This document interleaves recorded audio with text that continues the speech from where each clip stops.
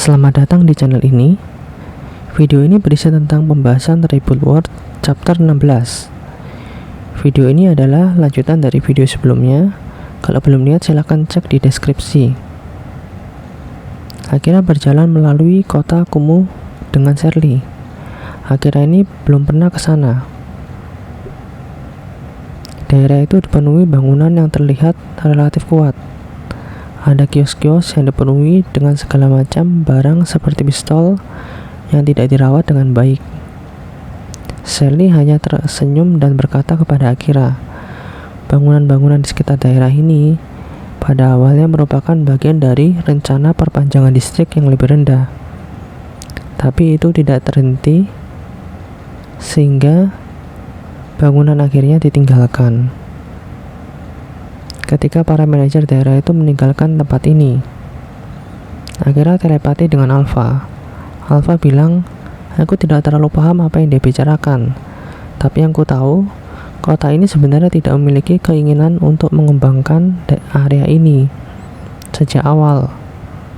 Jadi kemungkinan ada seseorang yang mengambil uang untuk pengembangan dan akhirnya ditinggalkan seperti ini. Akira pun yang tumbuh di daerah kumuh ini juga baru pertama kali ke sini. Lalu Akira sebenarnya ingin tahu mengapa Alpha tahu hal-hal yang tidak diketahui orang awam.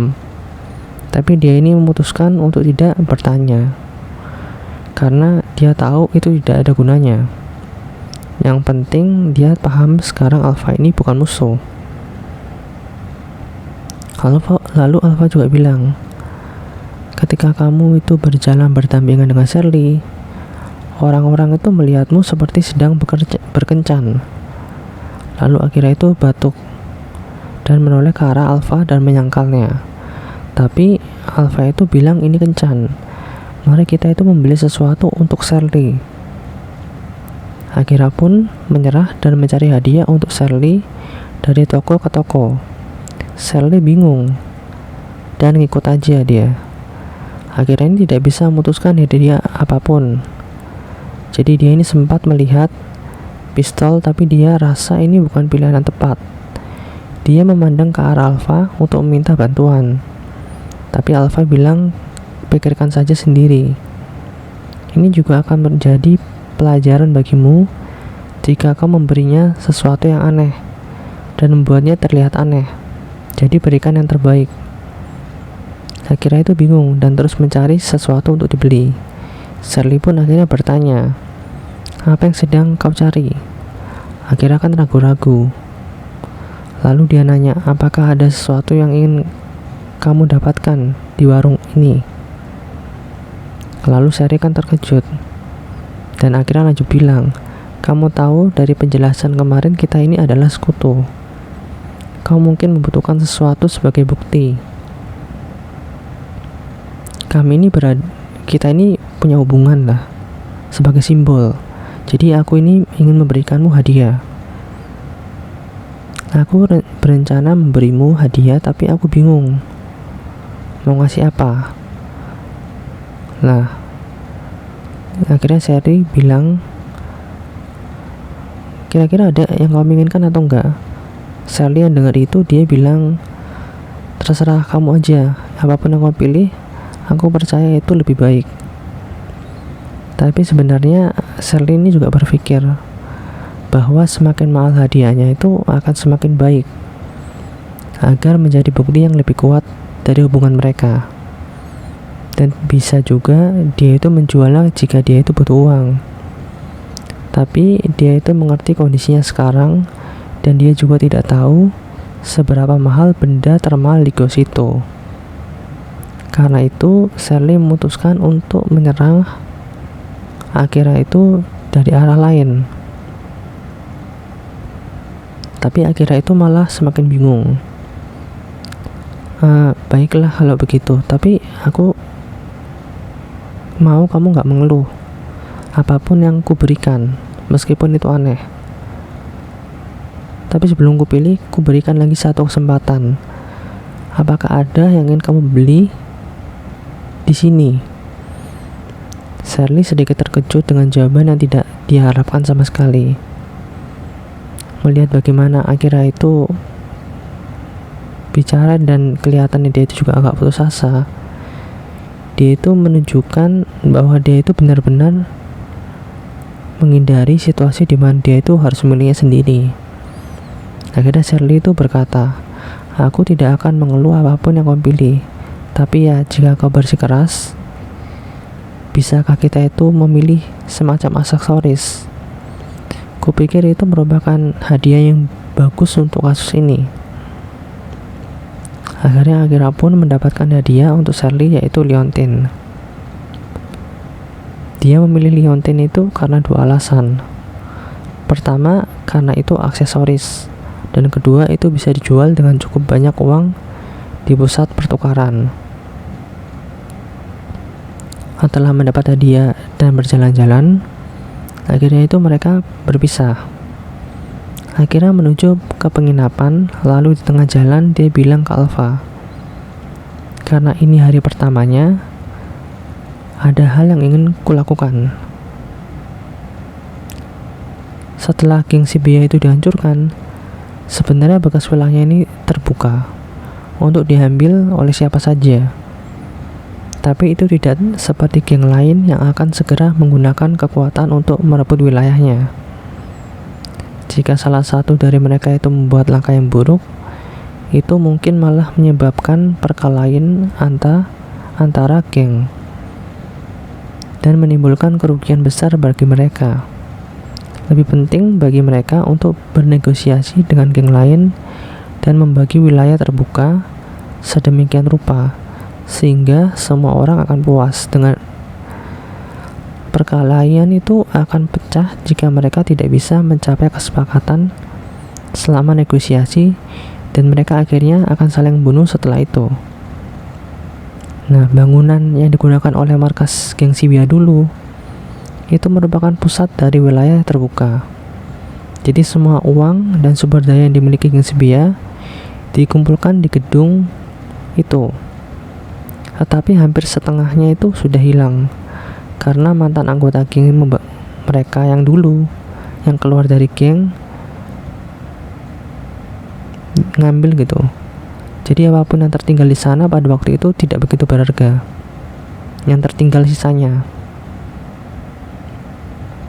Kecuali yang tersisa itu bangunannya. Karena bangunannya itu merupakan aset yang bagus karena letaknya itu strategis. Jadi makanya geng lain itu tertarik untuk merebut markas itu beserta wilayahnya. Shirley itu berdiri di depan gedung dan sampai di depan sana dia masuk dan duduk di tempat duduknya Shibuya. Di sana itu masih sepi kondisinya. Shirley memberanikan diri duduk di tempatnya Shibuya dulu, dan dia yakin akan ada orang yang datang sebentar lagi. Setelah menunggu sebentar, orang-orang yang dia tunggu akhirnya datang. Shirley mengubur kegugupan dan kegelisahannya jauh di dalam hatinya dan berkata dengan penuh percaya diri, seolah dia tidak terkalahkan. Dia bilang, halo, selamat datang di markasku. Jadi mereka ini adalah anggota geng yang tersisa dari geng Shibuya dulu. Ada yang sudah bergabung dengan geng lain dan ada juga yang belum. Shirley tahu jika mereka itu melihatnya jalan dengan Akira, mereka itu pasti akan datang untuk bertanya-tanya padanya. Salah satu dari mereka itu bertanya ke Shirley, markasmu, apa maksudmu? Tunggu, di samping itu mengapa kamu bersama bocah yang bunuh Shibuya? Shirley itu tertawa dan menjawab, kamu dengar apa yang aku katakan? Ini itu markasku sekarang. Mulai hari ini.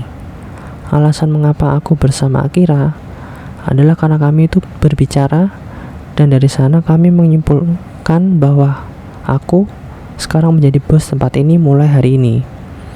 Karena itulah gedung ini menjadi markasku sekarang. Salah satu dari mereka yang dengar itu, mereka emosi dan jawab, oh Akira, itu nama bocah itu ya? Nah, Shirley akhirnya jawab, ya itu nama yang bagus bukan? Jadi mengapa kalian ada di sini? Apakah ada sesuatu yang kalian lupakan? Mereka ada yang emosi dan juga bingung. Lalu Shirley dengan tenang dan percaya diri dia bilang, saya berbicara dengan Akira dan dia setuju untuk membantuku. Tapi dia bekerja sebagai hunter. Jadi dia itu sangat sibuk dan tidak punya waktu. Sehingga akulah yang mengambil alih komando ini. Kau bisa menganggapku sebagai wakilnya, tapi aku yang akan jadi bos di depan umum. Tapi sekali lagi, karena aku juga yang memberi perintah, itu akan membuatku menjadi bos yang sebenarnya. Tapi kemudian salah satu dari mereka itu berteriak, tapi dia itu bocah yang bunuh si Bea. Kalau saja dia tidak membunuh si Bea, kita tidak akan berada di negara ini sekarang. Shirley itu jawab, si Bea itu mengumpulkan banyak orang hanya untuk membunuh satu anak laki-laki, tetapi tertembak balik dan dibunuh. Jadi apa yang kamu bicarakan? Apa kamu itu bodoh? Salah satu dari mereka itu menjawab, "Hoi Shirley, jangan cepat-cepat. Tidak peduli seberapa kuat bocah itu. Kamu itu sekarang sendirian." Shirley dengan tenang itu dia menjawab, "Apakah kau itu serius mengatakan itu?" Meskipun orang-orang itu mengancamnya, Shirley itu percaya diri. Sehingga orang-orang itu berpikir, kayaknya bocah itu ada di sekitar sini. Salah satu pria itu kemudian berjalan ke Shirley, tapi kata-kata Shirley itu dihentikan. Apakah kamu benar-benar berpikir aku tidak memberitahu Akira tentang kalian? Aku menunggu di sini karena aku memperkirakan bahwa kalian itu akan datang ke sini. Jadi menurutmu, apakah aku tidak akan memintanya untuk membunuh kalian semua jika aku terbunuh? Tapi pria tadi itu akhirnya emosi dan bilang lagi, ini hanya gertakan. Tidak ada alasan nyata mengapa dia itu membantumu sejauh ini. Aku yakin dia hanya tertawa ketika dia tahu bahwa kita itu membunuhmu. Tapi Shirley itu senyum dan tetap samalah. Dia percaya diri. Dan dia bilang, dia punya alasan khusus untuk melakukan itu. Lagi pula aku ini favoritnya. Lihat ini. Aku mendapatkan hadiah darinya. Apakah kau benar-benar pikir dia itu hanya akan menertawakanku setelah mengetahui gadis kesayangannya itu terbunuh?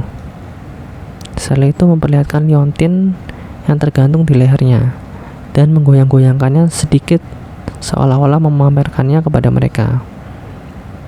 Setelah mereka berdebat satu sama lain, mereka itu akhirnya meninggalkan tempat itu. Tapi ada yang sebagian yang tidak pergi.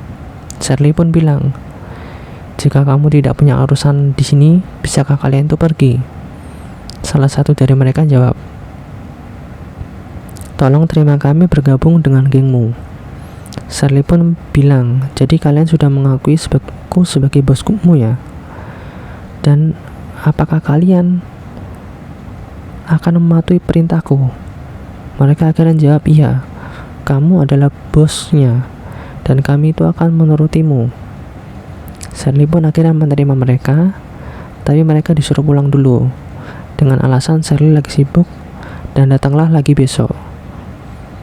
Setelah mereka itu semua keluar, ekspresi Shirley itu segera berubah dan semua kegugupannya itu dan kegelisahannya itu yang dia sembunyikan tadi akhirnya muncul di wajahnya.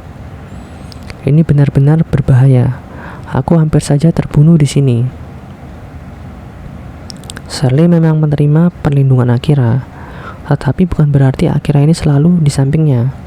Jadi Shirley membutuhkan sesuatu yang bisa melindunginya, bahkan ketika Akira ini tidak ada. Dia ini berhasil melewati dengan baik. Sisanya ya dia mikir ini hanya taruhan.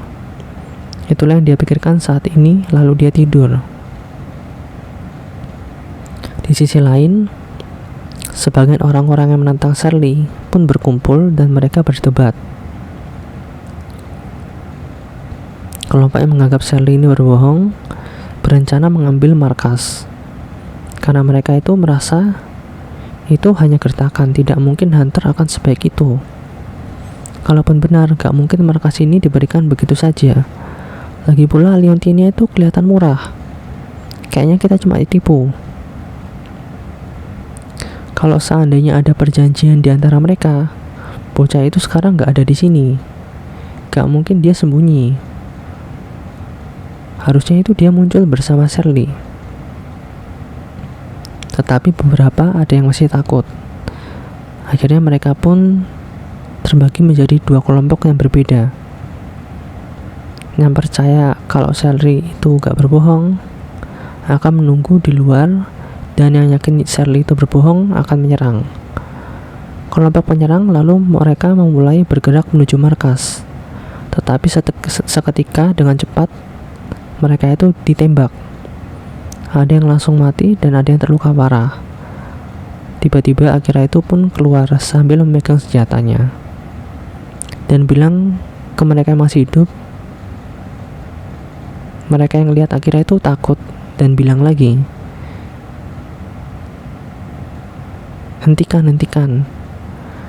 Akira bilang, aku ini hunter yang diajak bicara oleh Shirley. Ingat, jangan ganggu dia. Kalian paham? Mereka yang masih hidup itu mengerti, dan mereka pun pergi dari Akira. Akira dan Alpha pun kembali ke penginapan. Shirley yang tidak tahu apa-apa itu sangat terkejut ketika dia menemukan mayat berserakan di depan markasnya keesokan paginya. Sekian dari video kali ini, jangan lupa like, share, dan subscribe.